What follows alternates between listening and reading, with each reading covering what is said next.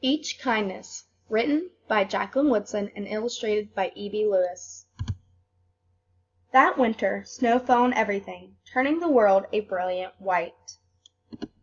One morning, as we settled into our seats, the classroom door opened and the principal came in. She had a girl with her, and she said to us, "This is Maya." Maya looked down at the floor.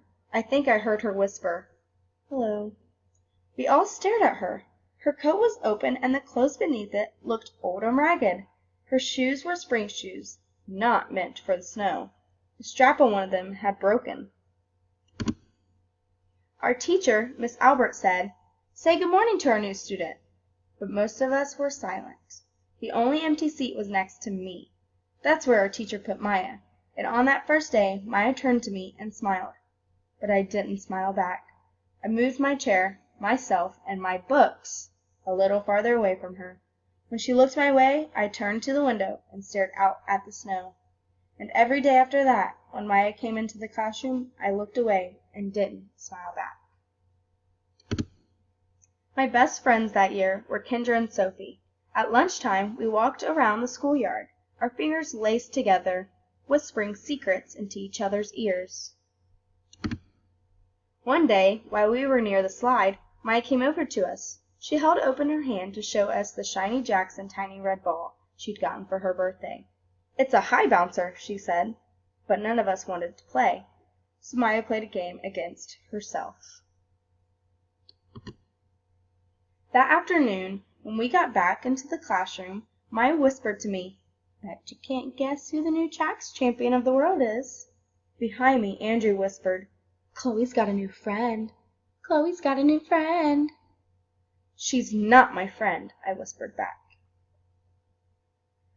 The weeks passed. Every day we whispered about Maya, laughing at her clothes, her shoes, the strange food she brought for lunch. Some days Maya held out her hand to show us what she had brought to school. A deck of cards, pick-up sticks, a small tattered doll. Whenever she asked us to play, we said no. The days grew warmer and warmer. The pond thawed. Grass began growing where snow had once been. One day Maya came to school wearing a pretty dress and fancy shoes. But the shoes and the dress looked like they'd belonged to another girl before Maya. "I have a new name for her," Kendra whispered. "Never knew. Everything she has came from a second-hand store." We all laughed. Maya stood by the fence. She was holding a jump rope, but did not come over to us to ask if we wanted to play. After a while she folded it double, rolled the ends around each hand and started jumping. She jumped around the whole schoolyard without stopping. She didn't look up once. Just jumped, jumped, jumped. The next day Maya's seat was empty. In class that morning we were talking about kindness. Miss Albert had brought a big bowl into class and filled it with water. We all gathered around her desk and watched her drop a small stone into it. Tiny waves rippled out, away from the stone. "This is what kindness does," Miss Albert said. "Each little thing we do goes out, like a ripple, into the world." Then Miss Albert let us each drop the stone in as we told her what kind things we had done. Joseph had held the door for his grandmother. Kendra helped change her baby brother's diaper. Even mean old Andrew had done something. "I carried teacher's books up the stairs," he said. Miss Albert said it was true.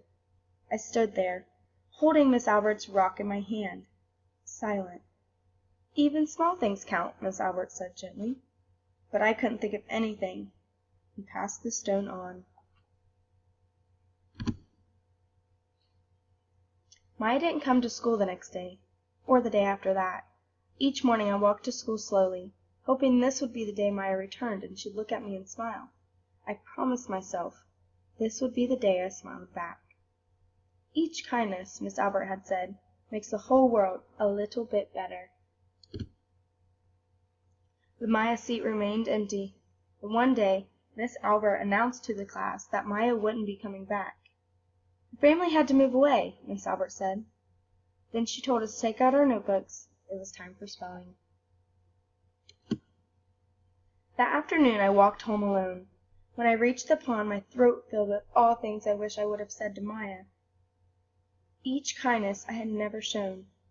I threw small stones into it, over and over, watching the way the water rippled out and away,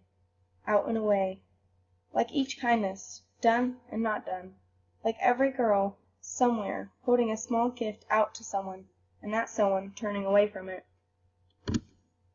I watched the water ripple out. I watched the water ripple as the sun set through the maples, and a chance of a kindness with Maya became more and more forever gone.